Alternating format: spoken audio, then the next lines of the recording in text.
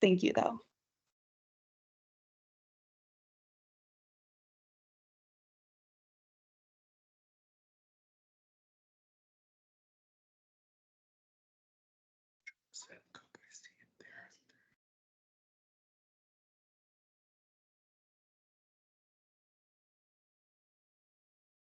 Good morning, good afternoon, good evening, everybody. Thank you for joining today's event. Welcome to the webinar. So before we get started, I'd just like to go over some logistic for today's event. We are pleased to provide French and English interpretation for this webinar. The majority of today's event will be in English, and we have two panelists who will be speaking French. To enable interpretation, look for the dialog box at the top of your screen that says Choose Language. If the dialog box does not appear, select the More button at the top of your screen, then choose Language. From there, select the language you would like to listen to, French or English. Please also note that this webinar is being recorded and that the recording will be shared on the NPI Expand website after today's event. And finally, we encourage all attendees to submit your questions for today's panelists at any time throughout the webinar using the question and answer box at the top of your screen. Our team will be collecting these questions for the Q&A portion of the webinar in a bit. I'll now turn it over to Jeff Barnes, our NPI Expand Project Director, to kick things off. Over to you, Jeff. Great. Thanks, Samantha. Welcome, everybody. I'm happy to welcome you to this, our third webinar, if I recall, right? Next slide. Just a reminder, NPI Expand is a global project, and we're working in 10 countries around the world, focused on improving access to reproductive health, family planning, maternal child health products and services.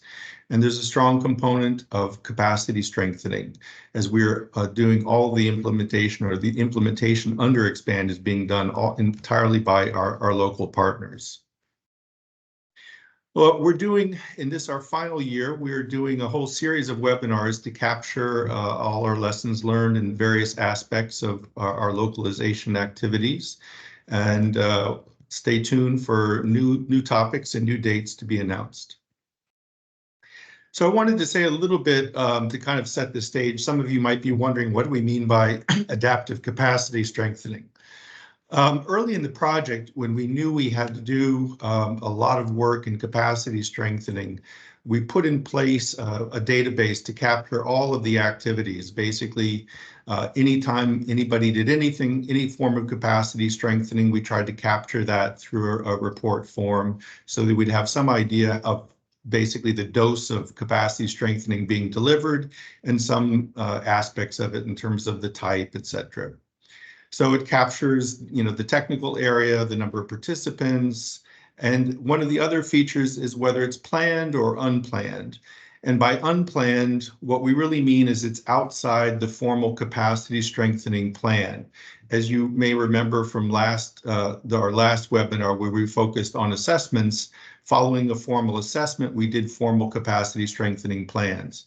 But in fact, often we identify needs during program implementation where there's some additional capacity strengthening that needs to be done.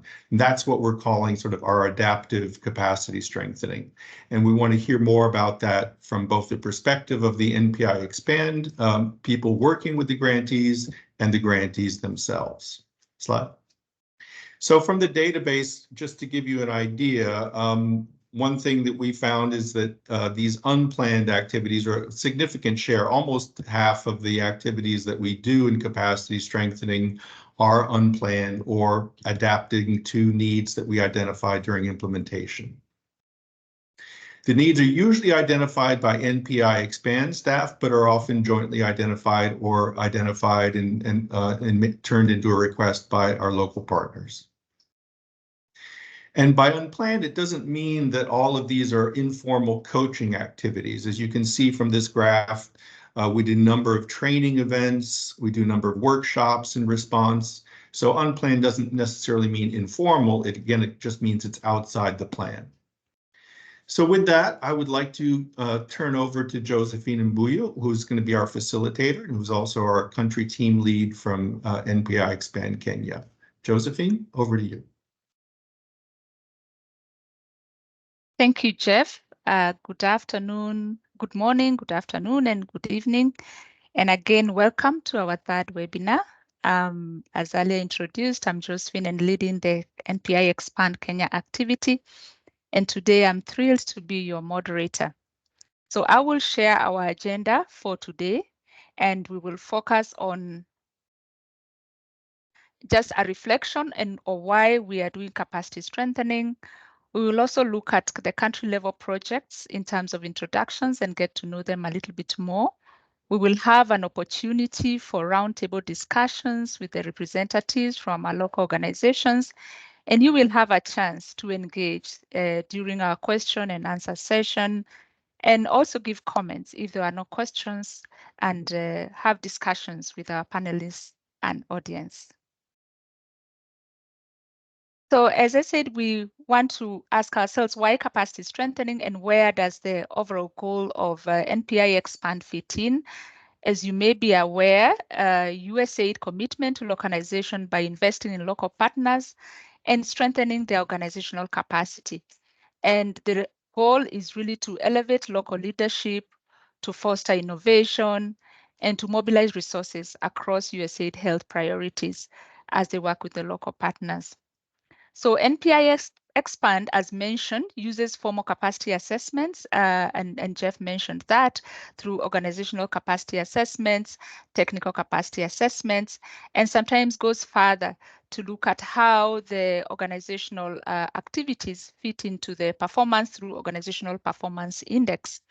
And in addition to that, NPI Expand also put in an opportunity for flexibility for any arising capacity strengthening needs, maybe as a result of observation by NPI Expand team, request from the partners, something that is outside the formal plan.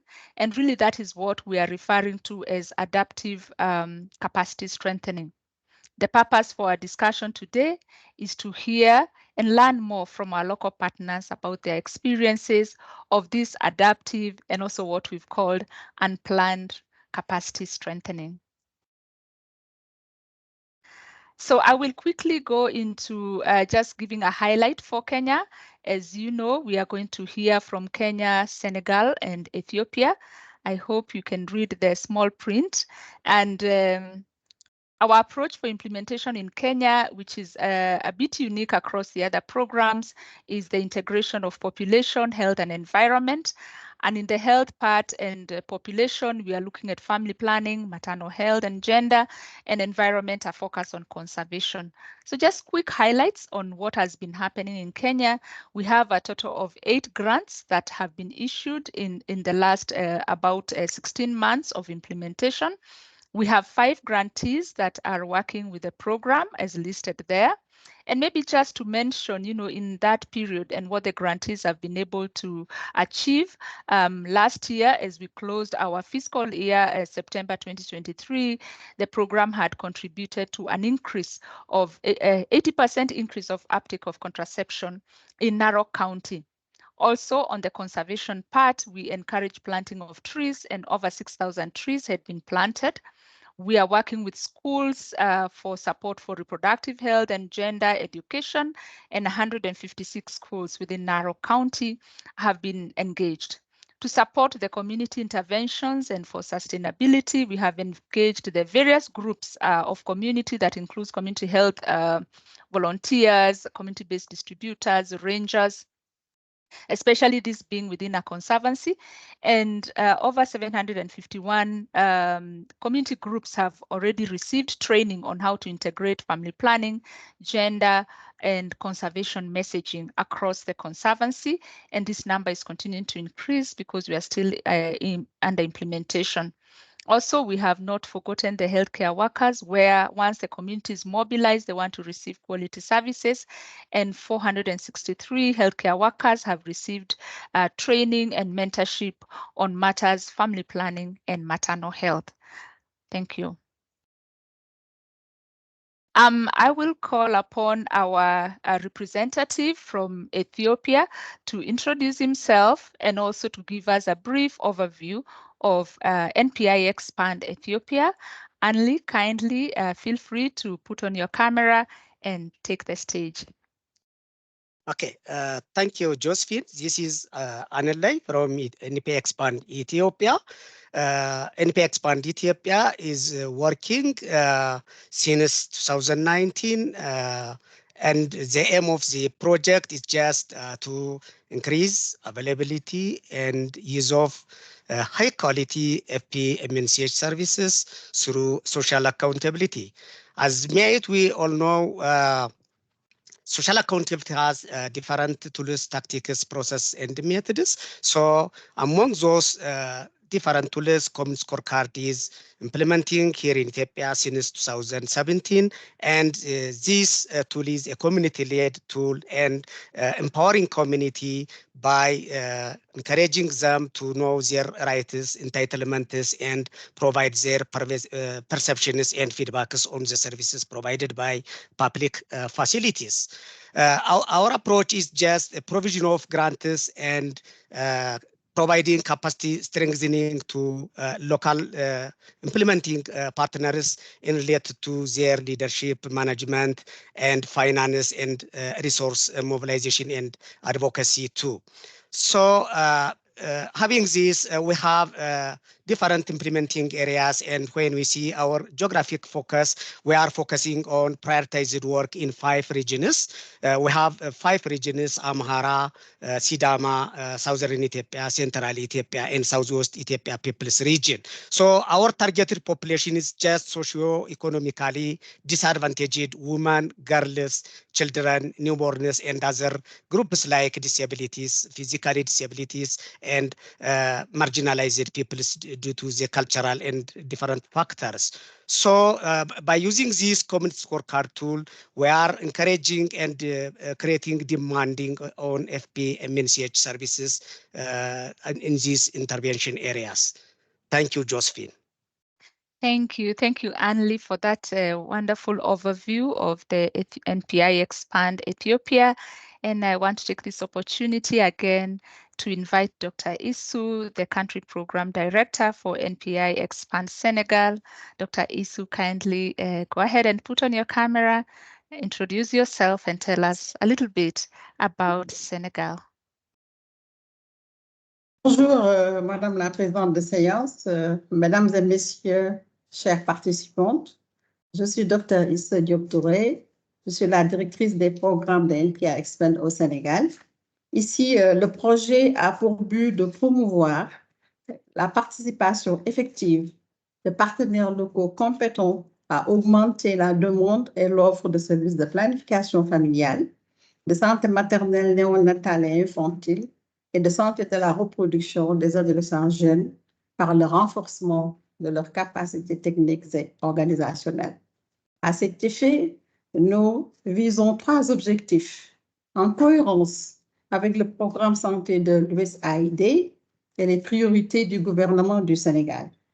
Il s'agit d'accroître la disponibilité et l'utilisation des services et produits de santé de qualité à haut impact et à grande échelle, d'augmenter l'adoption de comportements sains et d'accroître la participation des communautés à la gestion de leur propre santé et à une plus grande disponibilité des services de santé.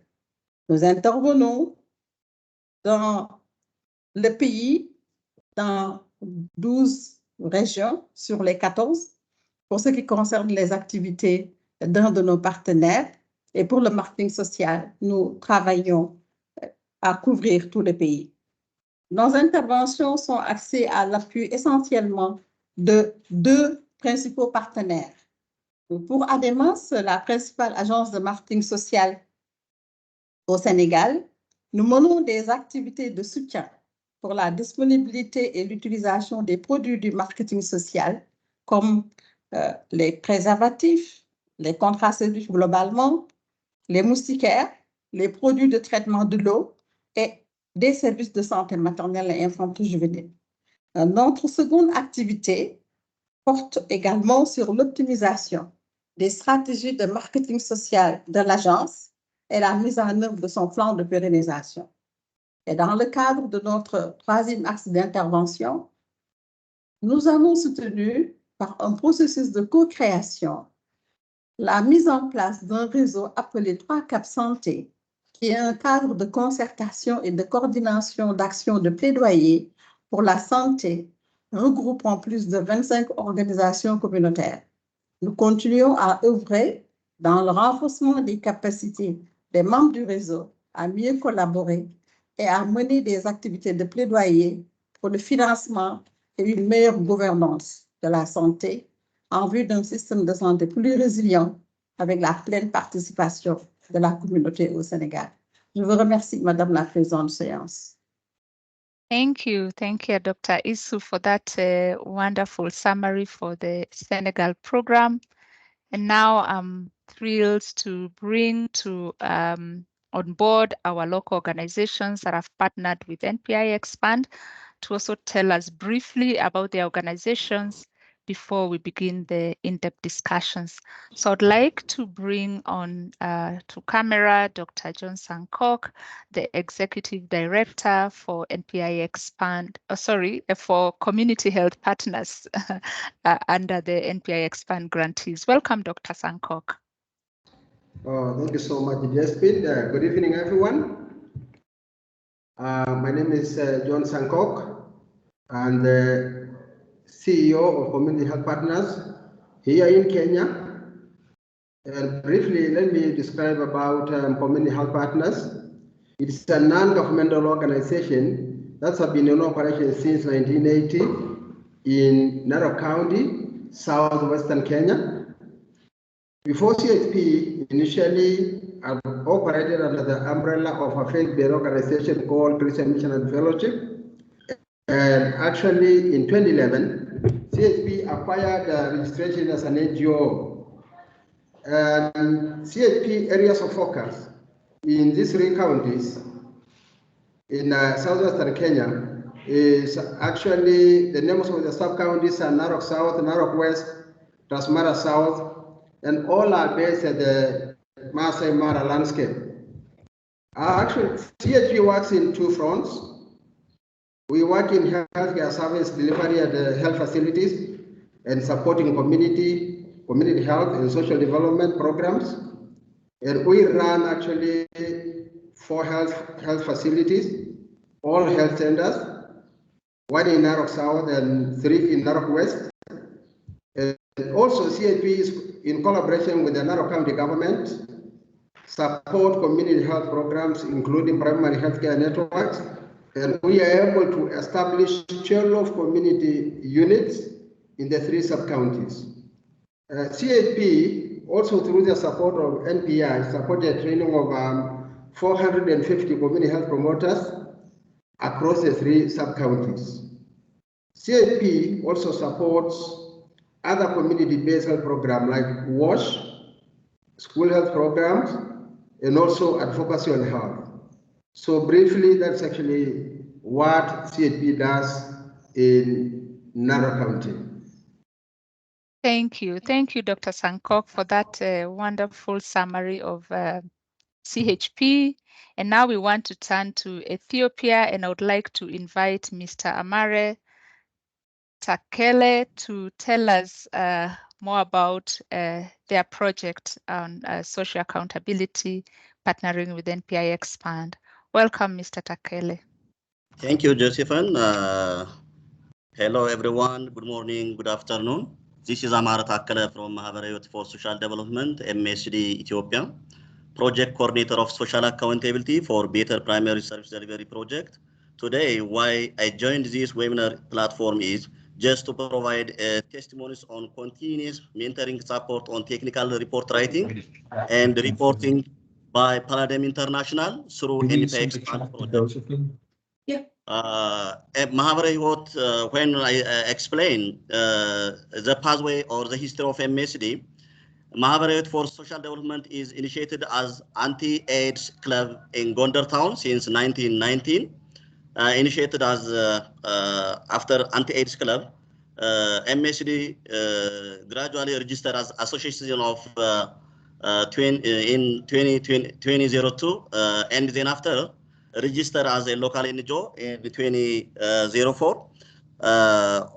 Currently, it operational across 7 regions of Ethiopia: Amhara, Benishangul Gumuz, Addis Ababa, Oromia, Sidama, South Nations, and nationals of Ethiopia, and Tigray.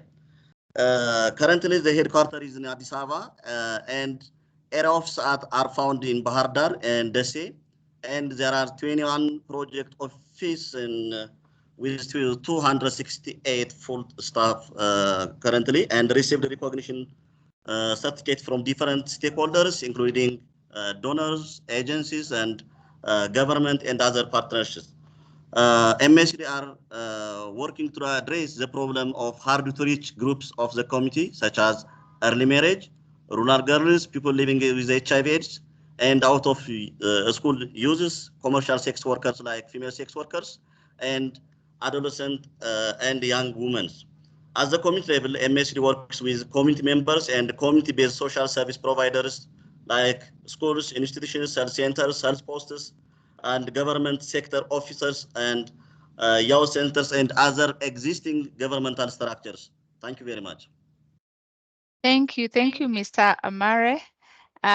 We did not have a chance of seeing you on camera, but we'll be coming on camera as the whole panelist group, and so we will have that opportunity. So I'd like to now take this opportunity again to invite Dr. Sa from ADEMAS to tell us a bit about ADEMAS and to introduce himself.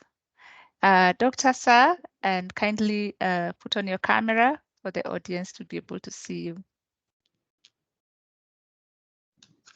OK. Merci beaucoup, Joséphine. Sorry, Dr. Sa, I'm not sure I can see you. The camera is dark. Yeah. J'ai mis la caméra. Hein. All right, just continue. We will J'ai mis la caméra. Yes. Yeah. Donc, merci beaucoup, Joséphine. Chers participants, bonjour, bonsoir à tout le monde. Je suis très heureux de participer à ce webinaire. Donc, mon nom est Dr. Cheikh Sarr. Je suis le directeur exécutif de ADEMAS, Agence pour le développement du marketing social au Sénégal. C'est une organisation sénégalaise à but non lucratif qui a été créée depuis juin 1998 et dont le but est de contribuer à l'amélioration du bien-être et de la qualité de vie des populations en général et de la famille en particulier. Et nous appuyons donc le gouvernement du Sénégal à travers le ministère de la Santé pour améliorer la disponibilité et l'utilisation des produits de santé à travers, n'est-ce pas, la stratégie de marketing social. Notre domaine d'intervention, en tout cas notre cœur de métier, c'est essentiellement donc le marketing social, mais aussi la communication pour le changement de comportement. Dans plusieurs domaines, notamment la santé de la mère et de l'enfant, santé de la reproduction et en particulier la planification familiale, la lutte contre le VIH, SIDA, mais également nous intervenons dans la lutte contre le paludisme, dans l'eau, l'hygiène, l'assainissement et dans la nutrition. Avec NPI Expand, on a donc travaillé depuis quelques années et le travail est vraiment centré autour de la création de la demande à travers des organisations communautaires de base, mais aussi à travers les médias, les réseaux sociaux, pour améliorer la disponibilité de certains nombres de produits, notamment les préservatifs, les contraceptifs, oraux, injectables, aquatabs, mais également des satopans dans le cadre de la mise en place de l'ATRIM au niveau rural. Nous intervenons aussi à travers une campagne intégrée de communication pour le changement de comportement et nous avons eu pas mal d'activités quand même de renforcement de capacité à travers donc, la collaboration avec NPI Expand. Merci beaucoup. Thank you, Dr. Sarr, for that introduction to ADEMAS. I just want to take 30 seconds or less to ask Samantha to just check with us whether everyone is okay with the interpretation, Samantha, before we go to the full panel. Thanks, Josephine. We're going to take just a couple of seconds and I'm going to switch our interpreters. So just give us about 15 to 20 seconds, everybody. Thank you.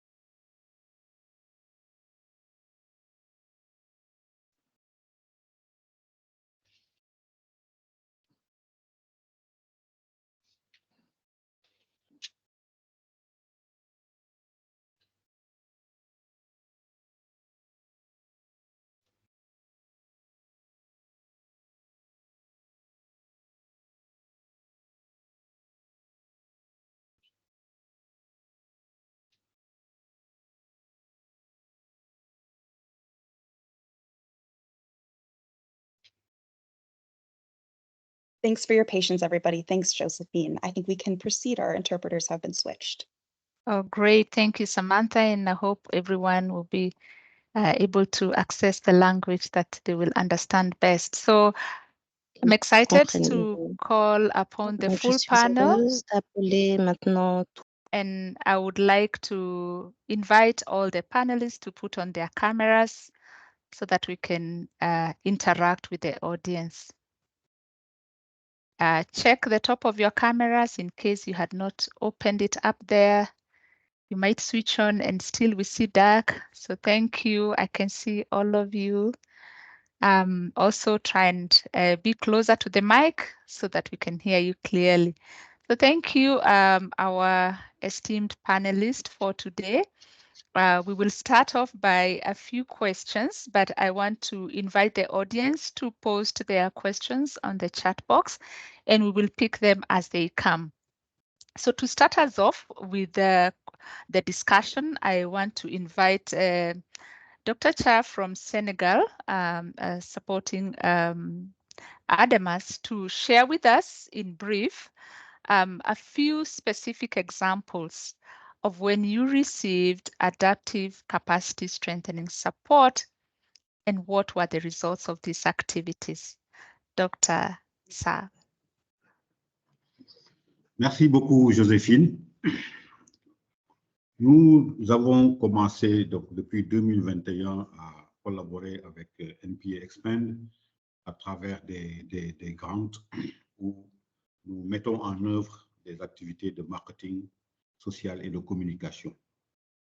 Mais cette année particulièrement, à la fin de l'année dernière, on a assisté à un événement qui est parvenu au niveau de l'USAID parce que l'USAID nous a fait comprendre qu'il voulait mettre en œuvre sa stratégie de localisation, c'est-à-dire donner directement 25% de notre budget aux ONG locales à travers un exercice de compétition d'appel d'offres.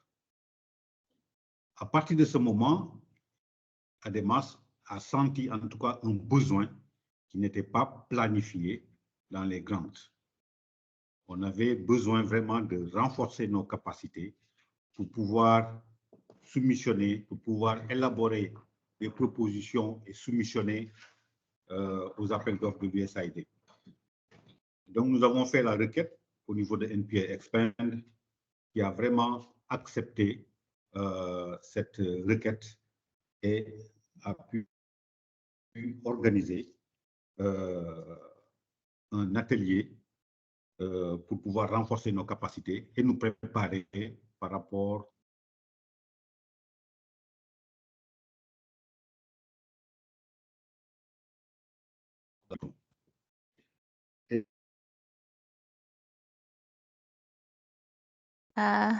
Dr. Star? On nous a dit vraiment. Okay. Oui. Yes, we were losing you a little, but continue. OK. Donc, c'était un exercice de simulation avec la majeure partie, n'est-ce pas, du staff de ADEMAS, où nous avons vraiment beaucoup appris par rapport à cet atelier. Et cet atelier, au finish, nous a permis d'être à l'aise pour pouvoir analyser des offres de l'USAID, analyser aussi la concurrence, analyser les opportunités qui devront s'offrir à nous et de pouvoir mettre en place, n'est-ce pas, un planning par rapport à l'élaboration et la soumission des propositions pour l'USAID. Et pour conclure, je dirais que vraiment cet exercice nous a permis d'être suffisamment armés actuellement pour pouvoir répondre aux appels d'offres de l'USAID. Merci. Thank you, Dr. Sa, for that. We are still not able to see you on camera. Maybe you could just check that. I'm sure the audience would like to interact more with you on that. And maybe I could invite Mr. Amare to also share a few examples of the kind of adaptive capacity strengthening support they have received from our NPI Expand team from Ethiopia. Mr. Amare, please. Thank you again. The mentor, I can introduce or present the continuous mentoring on support on technical report writing and reporting by Paradigm International through NPI Expand project. The mentor who is assigned by NPI Expand to MSCD is Mr. Anle Dese, Program Manager of NPI Expand, has stayed with me as a mentor for unplanned capacity strengthening in the mentorship process for the last 15 months, from October till today, February 29, 2024. Among other qualities, Mr. Anle has the mentorship process. The major what I observed are he is a good listener, and he is the mentorship process, and totally the purpose of his presence as a mentor was being supportive mentor. He is emotionally intelligent and good motivator to me. Apart from this, he is inspired us in every mentorship process, be it with me, with government stakeholders, and with the staff and with the community.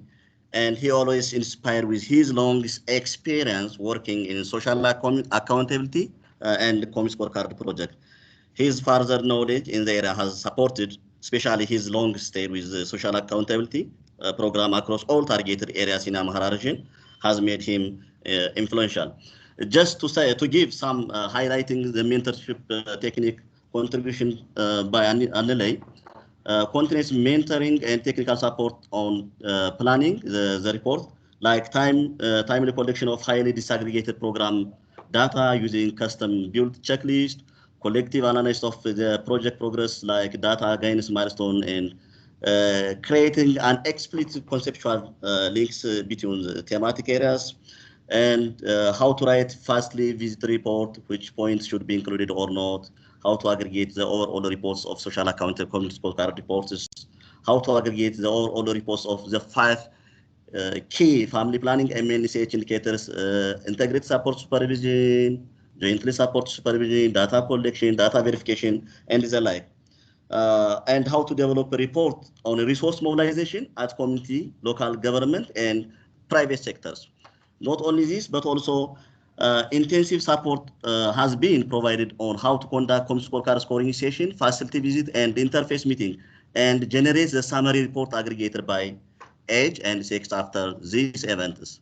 How to present the scorecard to different charts, how to explain the 6 scorecard indicators by chart and different presenting modalities, and how to understand the report easily.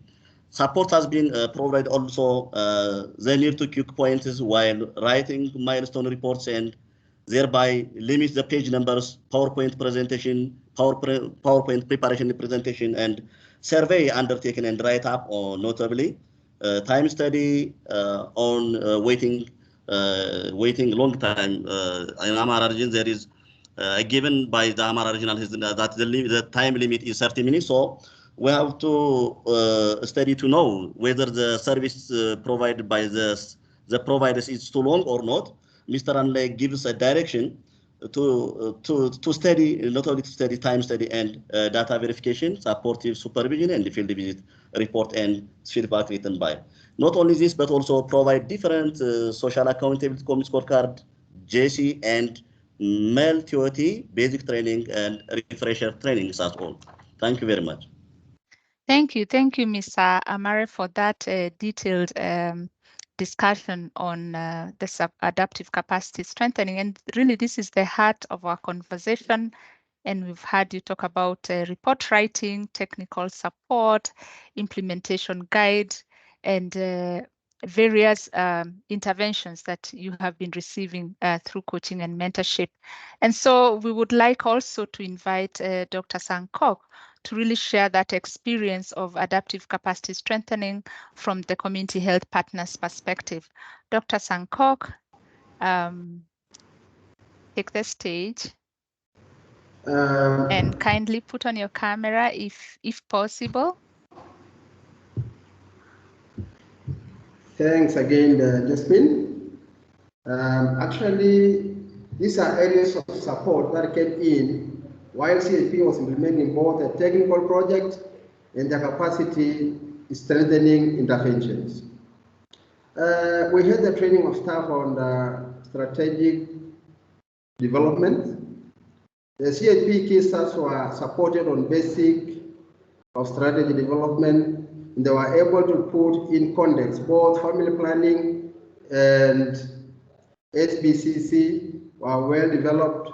These are strategies, both strategies, and are well developed and are being utilized for quality service delivery to target beneficiaries.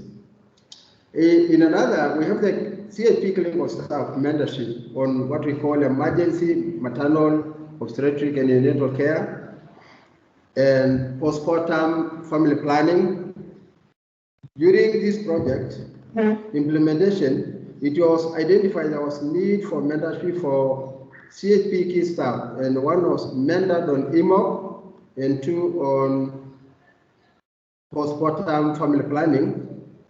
And actually, the three staffs have already mentored the 20 of our staffs and other care health workers through on-job training in both CHP and county health facilities.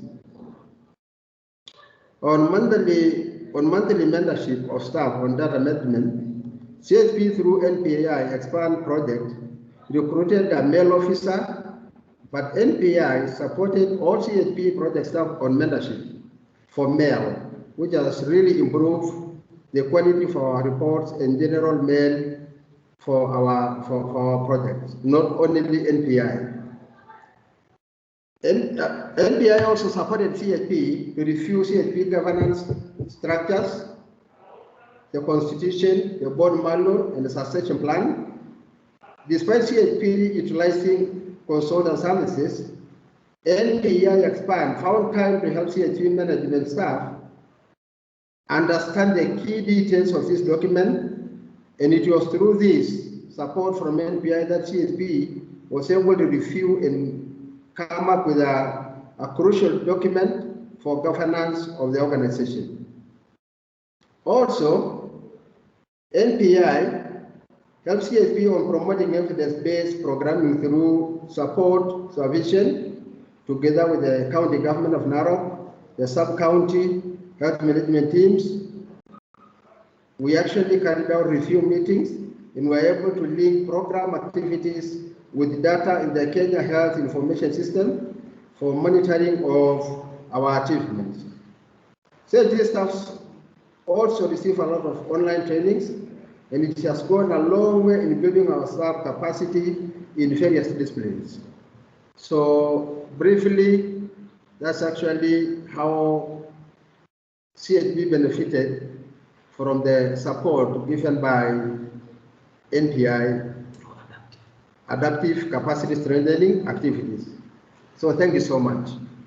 Thank you, Dr. Sankok. And to continue to remind our audience, we are talking about unplanned capacity strengthening interventions over and above the capacity strengthening plans that each of the organizations had as a result of the organizational capacity assessments or technical capacity assessments.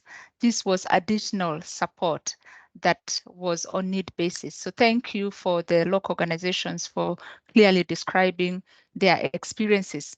So we'd like to turn to our NPI Expand staff from Ethiopia, Senegal, and maybe I can chime in on some for Kenya to just hear their perspective, based on what the partners have shared, examples of when they worked with local partners to identify capacity needs outside formal capacity strengthening processes. And with that, I would like to invite Mr. Anley to share his perspective. Mr. Anley. Okay, thank you, Josephine. NP Expand Ethiopia or New Partnership Initiative Ethiopia is working with 7 local implementing partners. Among these 7 local implementing partners, 6 local implementing partners are currently implementing social accountability called Common Scorecard, just to create an impact, service availability, quality, and equity within our intervention 5 regions, 24 waradas for 46 health centers and 227 health posts and 224 qabalis. The one local implementing partners working with NP Expand Palladium for OD grant. So during the startup of the NP Expand Ethiopia, we able to identify the capacity needs during the regular and periodic reports submitted by our local implementing partners. And we have also a platform to review project progress and their performance with local implementing partners in weekly and bi-weekly virtual meetings. And also I have got a chance to see and or observe our local implementing partners staff's presentation during our bi-weekly and weekly review meetings, and also have a chance to see their capacity in technical report writing and reporting during our support supervision and joint support supervision to provide technical assistance at site. And also I have a close follow-up and mentoring, and have got a chance to informal conversations with our implementing partners. So based on this opportunity, I try to capacitate them in technical report writing and reporting. Thank you, Josephine. Thank you, Anley, for that, and really putting the discussion into perspective on the contribution of NPI Expand. So I'd like to also invite Dr. Isu to share her experience in supporting the local partners in adaptive capacity strengthening. Dr. Isu, please. Merci beaucoup, Joséphine. Je voudrais tout d'abord remercier Dr. Sarr qui a pu partager des exemples de la manière dont nous appuyons les organisations au niveau local. Mais je voudrais en plus indiquer que nous avons fait usage de plusieurs autres mécanismes pour répondre de la manière la plus diligente possible aux besoins de renforcement de capacité de nos partenaires. Je voudrais signaler que nous travaillons essentiellement avec Adémence et 3CAP Santé. Et à travers 3CAP Santé, nous avons les 4 organisations dites de pôle avec qui aussi nous interagissons. Alors, ces besoins sont essentiellement des besoins ressentis et exprimés par nos partenaires, mais également des besoins que nous avons identifiés nous-mêmes. En effet, à travers la revue des documents que nous recevons, nous contribuons à l'amélioration de la qualité des rapports d'activité, des rapports techniques, des rapports d'études qui ont été conduites par nos partenaires eux-mêmes ou par des consultants, et des documents stratégiques qui sont produits. La revue des documents par l'équipe de NPI Expand se fait conformément à des standards communément utilisés et des formats adoptés de manière consensuelle en matière d'écriture de documents techniques et de présentation de rapports d'études scientifiques. Nous prodiguons aussi des conseils pour affiner plutôt les stratégies et adapter les modes opératoires dans le processus de mise en œuvre des activités que nous finançons. Nous procédons aussi au coaching consistant à s'intégrer dans l'équipe du partenaire et travailler ensemble pour la résolution de défis opérationnels et de problèmes récurrents, mais également la préparation d'activités de grandes envergures ou de haute portée, et aussi pour les exercices de planification, de suivi, d'évaluation et d'apprentissage. Nous utilisons aussi notre réseau pour concourir à la facilitation de la collaboration et le développement de partenariats avec d'autres acteurs clés, notamment le ministère de la Santé et les autres projets de l'USAID.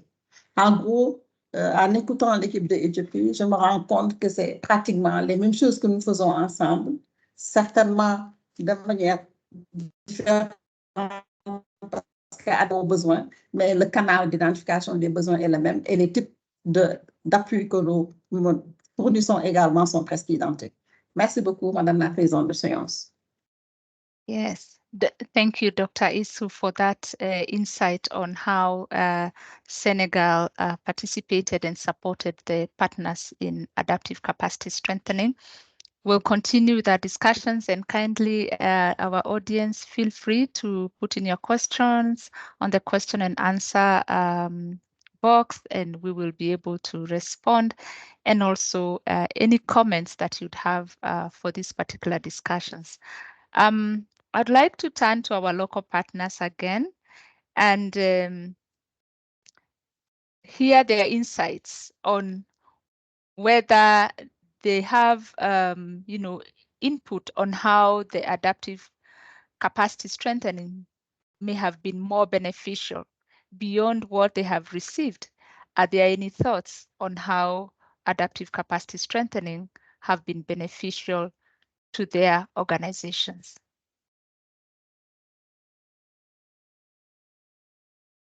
I can invite Dr. Sankok to start us off with that.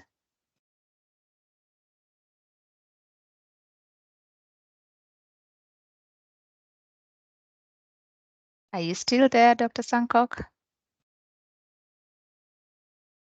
You're on mute in case you're talking. Yeah, actually, I'm there. Yes. So you can't be able to repeat the question because it's raining here. Oh, I'm okay. actually in Gamara and it's raining a lot here. So it's a lot of noise. All right, I can ask that again, Dr. Sankok. You shared your experience on adaptive capacity strengthening.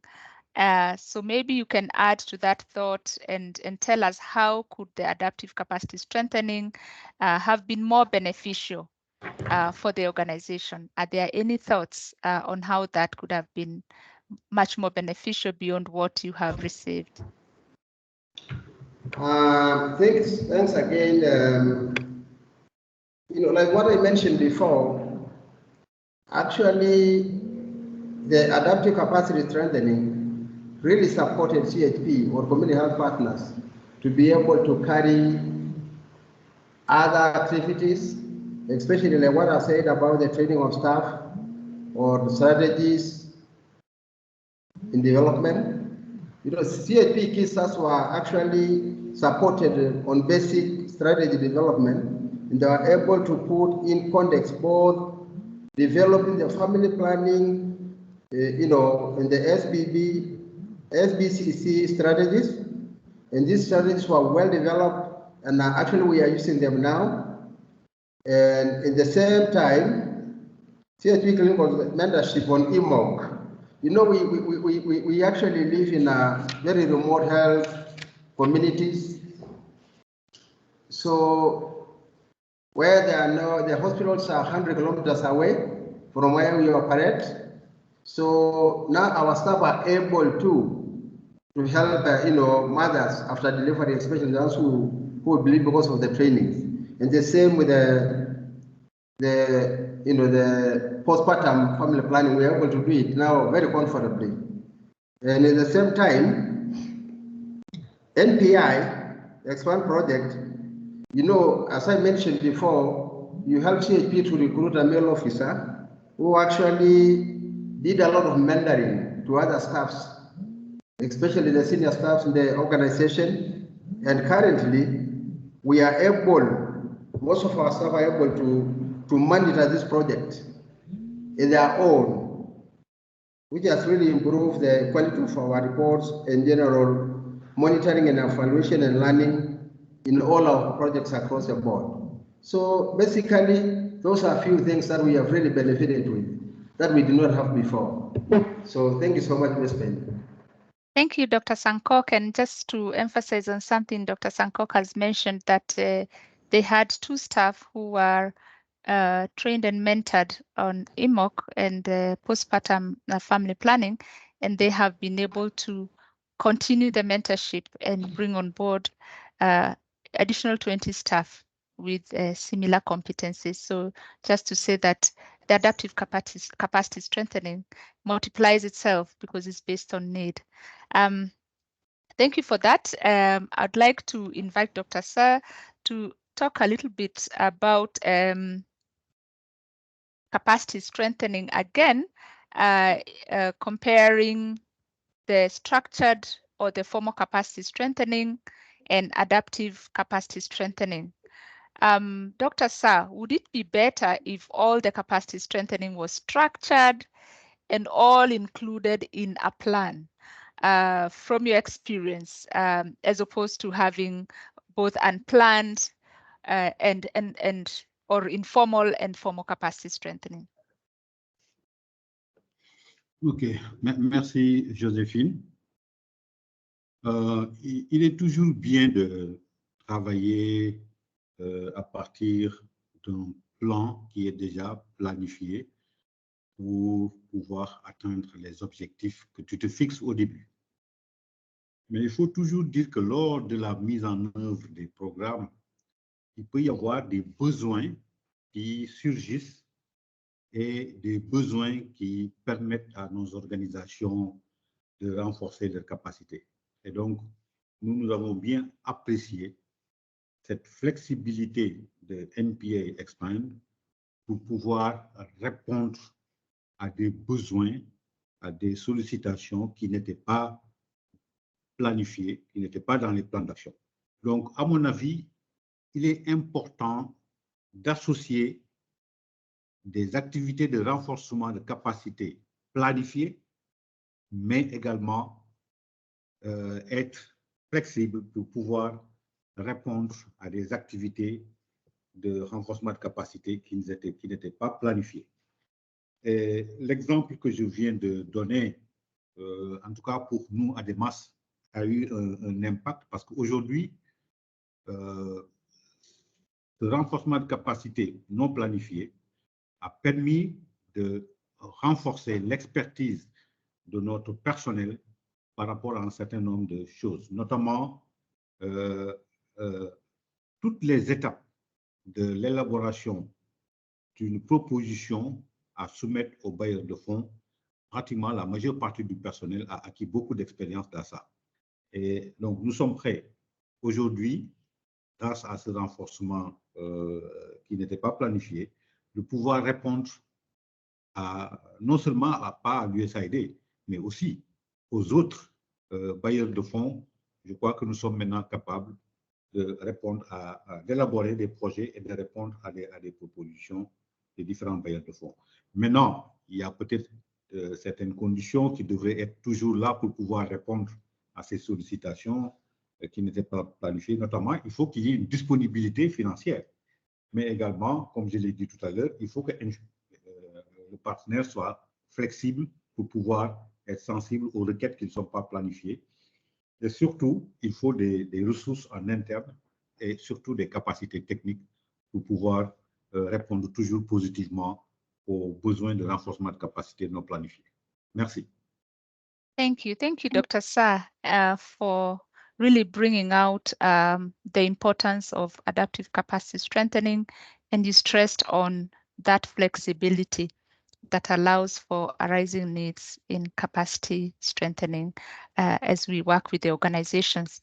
So I'd like to invite Mr. Amare to tell us his thoughts why sometimes the needs addressed by adaptive capacity strengthening do not emerge during a formal organizational assessment. We know that the OCA, the OPI, the TCA Those assessments are very thorough, but still sometimes some of these needs don't come out. What are your thoughts, Mr. Amare? Pardon me once again, please. Oh, sorry. Yes, I'm saying that the formal capacity strengthening is a rigorous process, but still some of the needs that are picked up through adaptive capacity strengthening do not emerge in these assessments.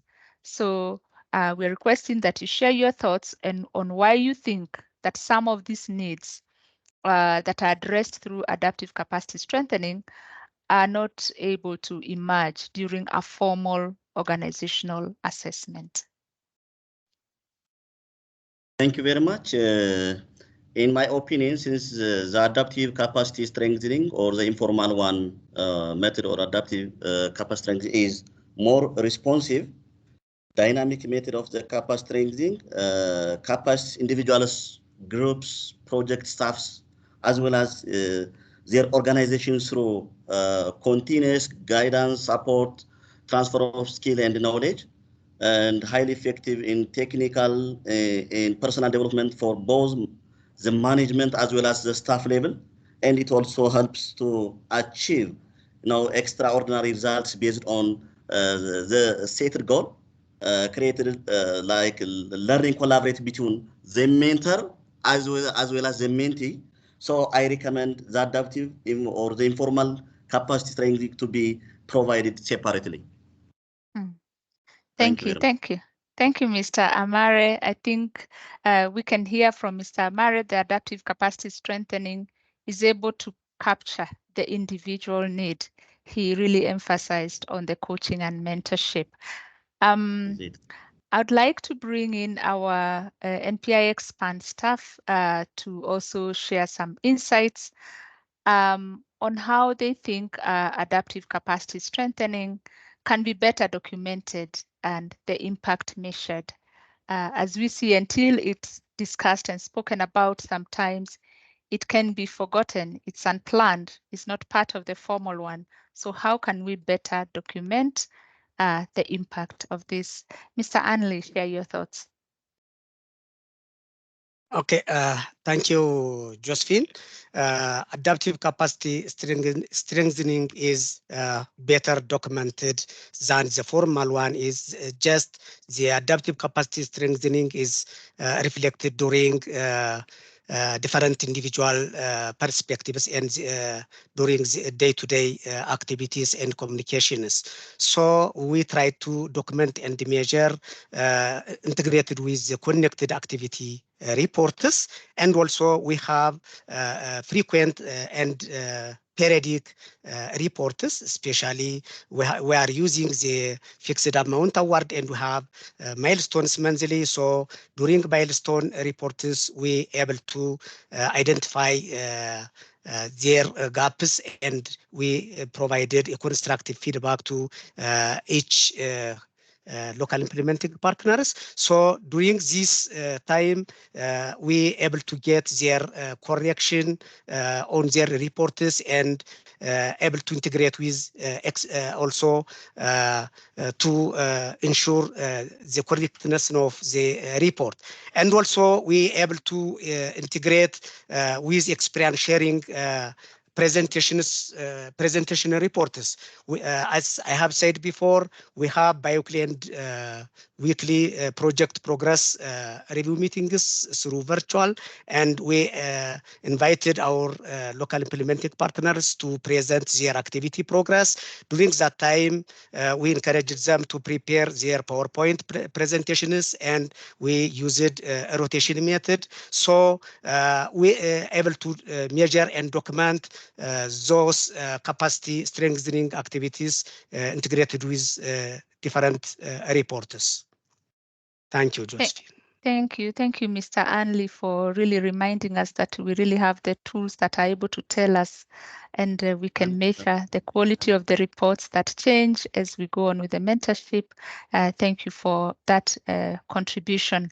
I would like to turn to... And I also yes, Mr. Amara, you'd like to add?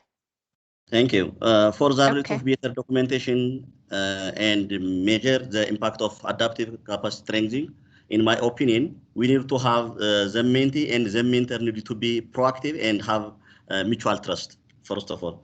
Then we have to create conducive environment for the mentorship and select competent mentors, as well as we have to have a continuous support with baseline data and have prior approval of a common plan, MOU, and development of checklists with content-wise, including selective indicators to track progress and monitor success.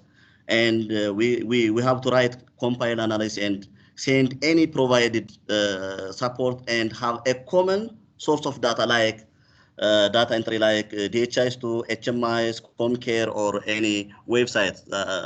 I think these are the crucial points to be added. Thank you, Mr. Amari, for bringing in that component, especially the baseline data, the organized mentorship, so that we can be able to measure the progress, and also identifying the central areas of accessing data for us to be able to tell whether we have any impact with the interventions. Would like to look at some of the questions that the audience is putting in, and Dr. Isu, there's one question from the audience, and quite a thoughtful one, that considering that adaptive capacity strengthening activities were not originally in the budgeting, how are you able, as NPI Expand team, cover the costs of these interventions? Dr. Isu. Merci beaucoup pour la question.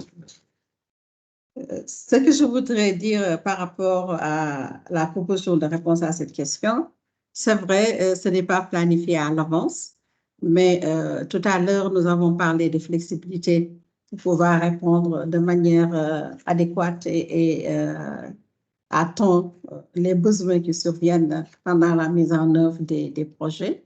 Donc, il est évident qu'il est important, dans le cadre de processus de planification, de mettre de côté ou bien d'avoir la possibilité de mobiliser des ressources pour pouvoir mettre en œuvre les activités qui répondent à ces besoins. Mais tout n'est pas mobiliser des ressources financières. À mon avis, il y a également les besoins en ressources humaines. Et ce que nous faisons et nous recommandons, c'est que dans le cadre de la mise en œuvre du projet, il est important de pouvoir avoir des membres du personnel qui ont l'expertise, mais également qui ont l'expérience dans le domaine, parce qu'il faudrait que ces personnes puissent également connaître le domaine dans lequel les interventions sont menées et soient capables de pouvoir fournir l'appui technique qui est demandé et ne pas recourir à des consultants, parce que nous savons que prendre un consultant, c'est ça qui coûte cher, il faut payer. Prendre un consultant, c'est un long processus pour le recrutement. Et si vous avez le staff qui est présent dans l'équipe, nous savons que nous faisons faire. Ça veut dire que le staff a le temps de pouvoir répondre de manière adéquate et à temps aux besoins. Nous pensons également que, avec l'expérience que nous avons au Sénégal, puiser des ressources internes, des organisations, identifier aussi des organisations qui ont la capacité pour pouvoir également fournir des éléments de renforcement de capacité, le coaching des autres organisations. Et la manière dont, par exemple, 3CAP Santé est organisé au Sénégal, il y a eu des clusters leads selon des domaines les plus déterminants, les plus pertinents pour les activités de plaidoyer qui sont menées, et les leads qui sont les ONG qui ont beaucoup d'expérience dans le domaine, assurent le coaching d'autres organisations qui mettent en œuvre les activités et qui leur fournissent également de l'appui. Et de ce fait, nous arrivons à régler le problème des ressources financières en utilisant les ressources qui sont disponibles à l'intérieur du projet, mais également à l'intérieur des organisations pour pouvoir répondre aux besoins de renforcement de capacités qui surviennent pendant la mise en œuvre des activités du projet. Et nous pensons qu'il est également important de pouvoir, dans le cadre de problèmes qui surviennent de manière récurrente, de penser à anticiper sur l'élaboration de fiches, l'élaboration de guides techniques adaptés pour l'amélioration des rapports techniques, parce que le plus souvent, le problème que nous avons, c'est les rapports techniques, mais également des directives pour comment élaborer certains types de documents. Ceci permettrait aussi de minimiser les erreurs, de minimiser également, d'améliorer, je veux dire, la qualité. Et ce sont des documents qui peuvent rester, et ceux qui les ont déjà utilisés peuvent également coacher d'autres personnes pour utiliser ces différents documents. Voilà, Madame la Présidente, ce que je veux dire pour répondre à la question. Merci. Thank you, Dr. Isu, for that insight. I'd like to share in brief for Kenya with the adaptive capacity strengthening and a lot of things that were very well listed out by Dr. Sankok. One, in Kenya, when these needs arose, we went back to our budget as Palladium and looked at whether there can be areas where we can reorganize the budget to be able to create an opportunity for these resources to be available. And especially when we learned that the organizations, as much as we wanted them to implement, for example, social behavior change communication approaches, that they needed internal technical expertise. They also needed to be clear on their strategies and approaches.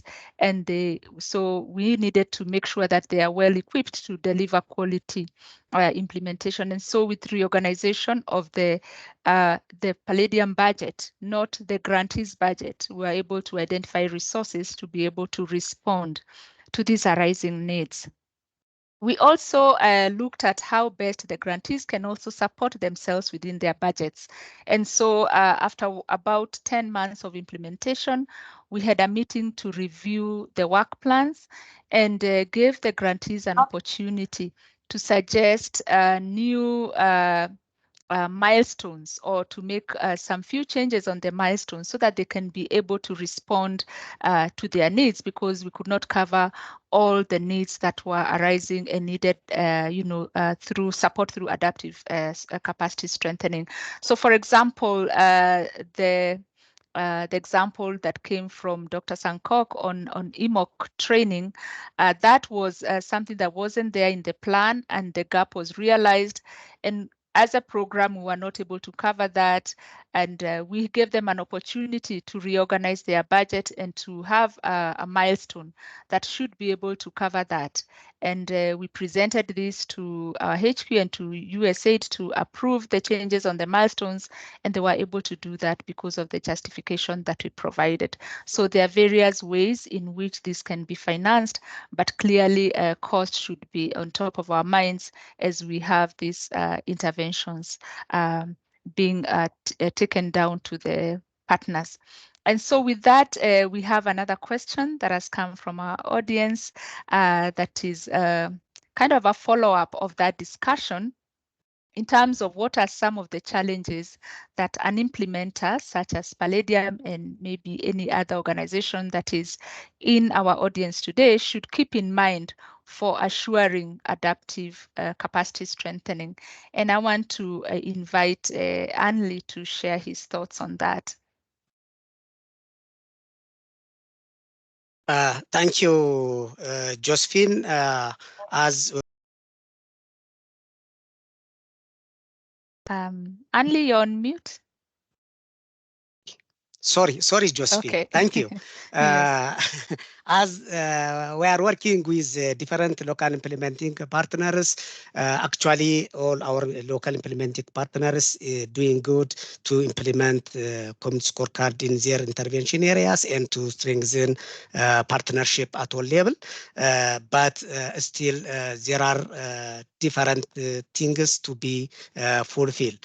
Our today's experience sharing is focused on the continuous technical report writing and reporting. So I focused to in these technical areas. So first to reduce such different communication difficulties, we clearly set clear expectations and agreed with our implementing partners and set regular check-ins, especially during the initial phase of the project. We set a weekly project progress meetings, and furthermore, after some months, we changed to bi-weekly regular project progress meetings. Having this also, we provided also constructive feedback and follow-up when we identify any limitations, and encourages them to collaborate and learning among our local implementing partners. Then when we identified additional gaps like the preparation of PowerPoint slides and preparation of periodic reports, we planned and scheduled to provide on-job trainings like virtual, in-person, on-site. So based on these activities and our formal and informal communications, we're able to strengthen their progress and monitor our local implementing partners to improve their report writing and reporting. At the same time, we're able to support them how they verify data at grassroots, like at health posts and health centers, and how they encourage their partners to collect data, how they compile, and how they make analysis and change to information and provide for decision making. So based on this, all our close follow-up and mentorship, our partners able to catch up and able to improve their capacity. Thank you.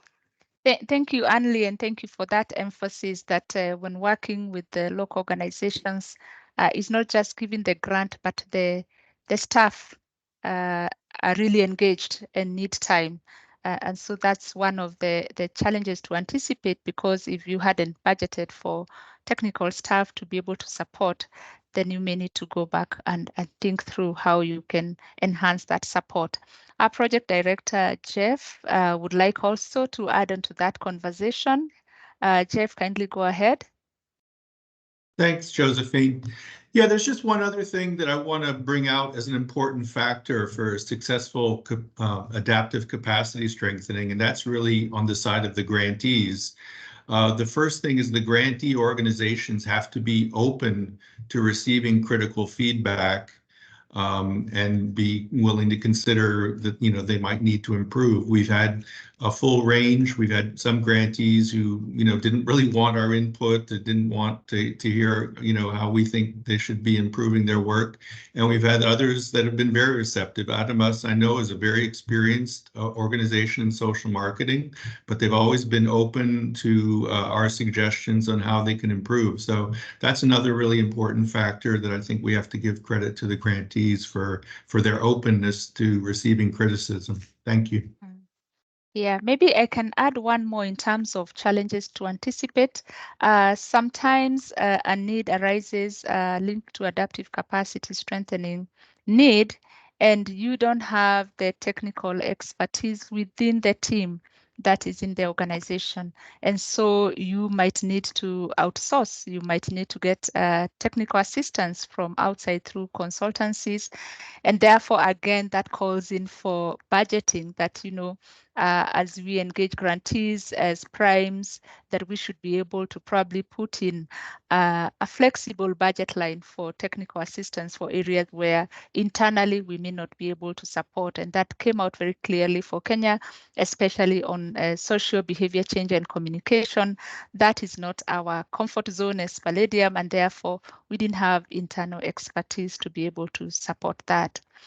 So that's something to also anticipate. Dr. Isu, is there something you'd like to throw in there on the challenges, maybe one?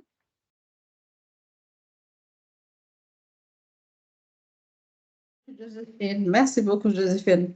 Je vais renforcer le point qui vient d'être développé par Jeff concernant quand même la flexibilité et l'ouverture d'esprit de part et d'autre dans le cadre de la collaboration pour pouvoir exprimer les besoins en renforcement de capacité, mais accepter également les feedbacks venant de l'équipe de NPI Expand ou bien d'autres ressources techniques, d'autres ressources techniques pour améliorer le travail qui est fait. Tout à l'heure, on a parlé de comment on pouvait mesurer les activités de renforcement de capacité. Je voulais contribuer en proposant 3 choses. La première chose, on pouvait bien, dans le cadre de nos rapports d'activité trimestrielle et puis mensuelle, pouvoir identifier les activités de renforcement de capacité qui sont réalisées et qui n'ont pas été programmées et quelles sont les personnes qui en ont bénéficié et les résultats qui sont obtenus. De la même manière qu'on mesure les activités de renforcement de capacité qui sont planifiées. Pour moi, c'est une méthodologie et j'allais dire même de manière quantitative. Nous avons une possibilité également de manière qualitative de pouvoir faire des enquêtes de satisfaction ou bien en cas des enquêtes d'opinion auprès de nos partenaires de mise en œuvre des activités de manière périodique qui peuvent être peut-être semestrielles. Si le projet est mis en œuvre plus d'1 an, on a la possibilité de savoir comment les choses ont évolué par rapport à leur perspective. Une troisième manière de pouvoir aussi documenter les activités de renforcement de capacité adaptative, c'est de pouvoir en faire des success stories. Et je pousse en tout cas nos collègues et surtout Dr Sarr à pouvoir même documenter dans le cadre d'un success stories l'expérience qu'il vient de décrire par rapport à l'appui qu'il a obtenu de NPI Expand pour la mobilisation de ressources. Voilà ce que je voulais rajouter et dire que le renforcement de capacité adaptative est une partie intégrante du processus de renforcement de capacité. Nous tous, nous savons que dans le cadre d'un projet, même si vous travaillez sur les modèles logiques, vous savez qu'il y a des hypothèses, il y a des concours de circonstances que vous ne maîtrisez pas, et ce sont des choses qui influencent l'atteinte des résultats. Et c'est en fonction des circonstances, et c'est quand ça arrive, ce sont des besoins également auxquels il faut faire face. Si vous voulez atteindre les résultats et tirer des leçons, un projet comme ça de renforcement de capacité devait à chaque fois également s'adapter. S'adapter dans le cadre de ces mécanismes.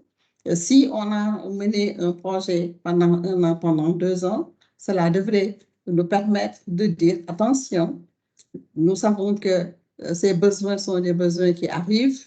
Et quand j'écoute l'Éthiopie, quand j'écoute le Kenya, mon sentiment est que c'est presque les mêmes besoins. Ce sont les mêmes besoins de rapports techniques, de qualité de la formation, de revue des activités. Et si on tient compte de cela, ça veut dire qu'également, même dans le processus de planification, nous devons innover dans le sens de la détermination des besoins en renforcement de capacité et ne pas se limiter seulement au processus de OKHPI. Merci. Thank you, Dr. Isu, for those insights and something that you captured from our previous discussion and strengthening the measurement component is the issue of documentation through success stories. I think that had not been mentioned, and thank you for bringing it back as you discussed the challenges. We have another question from the audience, and the question goes whether we are seeing certain trends across the organizations in terms of the types of unplanned CS activities that are needed. And I think we had an initial conversation as Jeff was presenting in terms of the kind of unplanned activities that come up during implementation. As we can see, coaching and mentorship really takes the chunk of it. And we had that discussion of having strong or having internal capacity to be able to deliver that through our staff. Training is another one that comes out very strongly in terms of internal capacity building, and some of the interventions has been through the Humentum trainings that I know most of the organizations you're working with have been able to experience. Workshops and retreats is another one. And in-person meetings, I think as we started off, there was a lot of discussion on feedback from reports from the bi-weekly or weekly meetings that allow for that the discussion and progress on capacity strengthening activities with the organizations. And therefore, through that, we are able to identify some of the needs and continue to support. So I would invite the audience maybe to add in on to whether they have noticed within their interventions with the organizations, whether there is a trend. So sorry, this question will go to the NPI Expand staff, whether they have observed a trend for certain areas. Just in brief, we have a very few minutes before we wrap up our webinar for today. So Anli, any thoughts on specific trends you have seen? Yeah, thank you, Josephine. Actually, we were focused on the adaptive capacity strengthening integrated with day-to-day routine activities, but also we conducted different trainings to our local implementing partner staffs. At the same time, our local implementing partners also cascaded these trainings to the grassroots level for the government staffs and other stakeholders.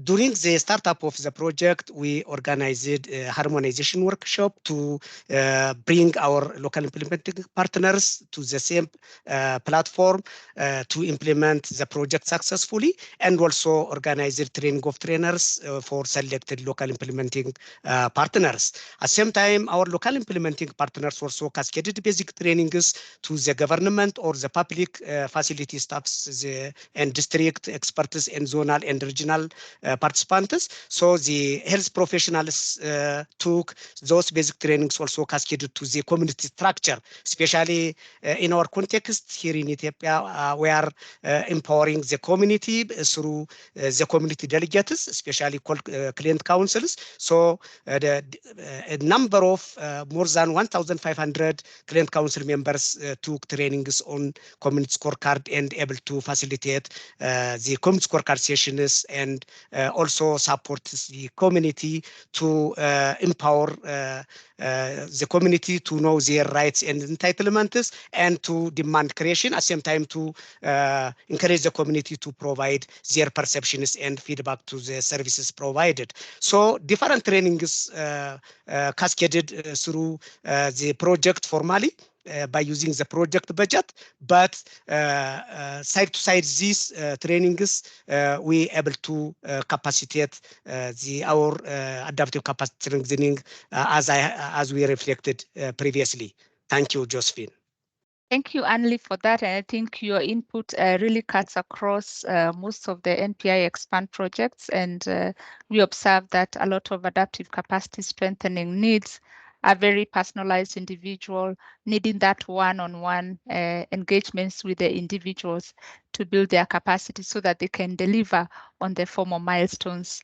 We have 5 minutes now. Can I add some ideas to supplement Anli's? Yes, in brief, maybe a minute so that we can go into wrap up. Okay. Thank you. Thank you. Since we have been exercising the mentorship as an opportunity to build a sense of mutual trust, courage, confidence, and pleasing communication, we have been benefited greatly from Mr. Anlay with his intelligent comments and insightful observation given on weekly and bi-weekly virtual meetings, monthly and quarterly reports, annual and semi-annual review meetings, and project and evaluation reports other than different basic, TOT, basic, and refresher trainings, and including write-up like written feedback, so were coupled with in-person telephone conversation where project results have not been materialized and as expected, and reports were expected to be result-based and value-oriented and broken down by different thematic, age, sex, and project locations as well. And we have gained so many changes by the mentee, as an organization, and the project of staffs. Thank you. Thank you, Mr. Amare. We have one last question that I believe it's very well placed for grantees to respond to, and so I'll invite Dr. Sankok. We have a question from the audience, and the question is, when you have external support and you receive feedback on some of the documents or the work that you're doing from NPI Expand, and the feedback takes longer than expected, how do you manage that? Thanks so much, Josephine. Yeah, that's actually a good question. Although we have not really experienced them because NPI have been very, very flexible. When we ask questions or when we have something important to ask NPI, I think Josephine, we have never really got a lot of challenges. And so we have never experienced that. But there's a question just been asked by somebody about how can we be able, we have planned activities and then we have unplanned activities. And then he said, how will you be able to, to implement both of them at the same time? And actually one of them, I've said NPI is very flexible. Whenever we come back to you, give you feedback about what you normally support. Another one is actually integration. We integrate both of them. Sometimes we don't ask for budgets from you, but what we do, we integrate the formal and informal activities. So I don't know whether I was able to answer the question that was asked by the audience. Thank you. Thank you, Dr. Sankok. And that question, your response also links in very well to the issue of costing and budgeting. How do you finance and support the, unplanned activities? And you've clearly said about, being innovative in merging some of those activities where there's budget and still being able to achieve. And so with that, I would like to thank everyone for their participation. Extend our sincere gratitude to the panelists for the rich discussion. And this is the end of our third series, a third webinar, part of our 8 learning events that are series that will be coming. So we have 5 more to go. Look out for emails for you to register. We are hoping to do this monthly, and therefore, if you look, then we'll have webinars all the way until June later this year.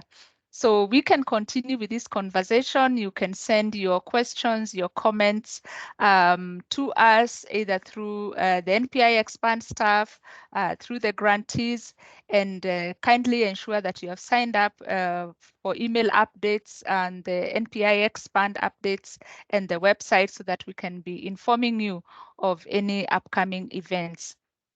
This has been recorded, and therefore we will also post this in the NPI Expand website if you'd like to listen again and also, elicit some discussions within your teams. We are happy to hear your reactions and your questions and comments on the same. Thank you once again, everyone, and have a great rest of your day. I believe for those in the US and maybe West Africa, you still have some time to go, but East Africa region, I think we are closing our day, and we are excited and very happy to have been part of this conversation. Bye for today. Thank you, Madam Thank you, Chair. Josephine. Bye. Have a nice time, dear.